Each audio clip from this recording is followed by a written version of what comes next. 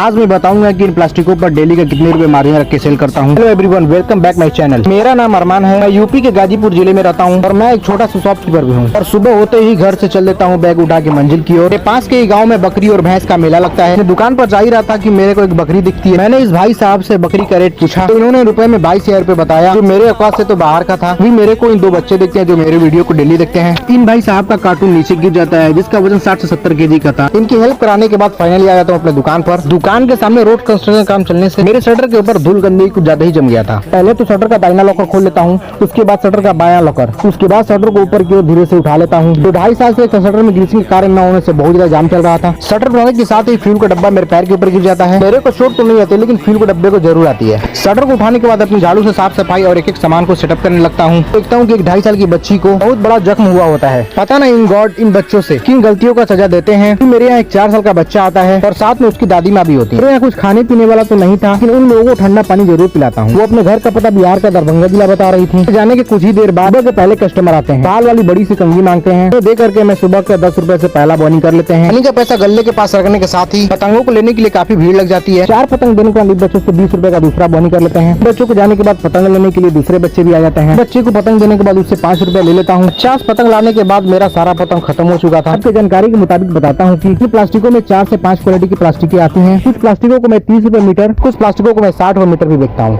जो बिना जोड़ के 6 फुट से लेकर के 12 फुट तक चौड़ी होती हैं। ऐसे ही शानदार ब्लॉग देखने के मेरे चैनल को फॉलो करें।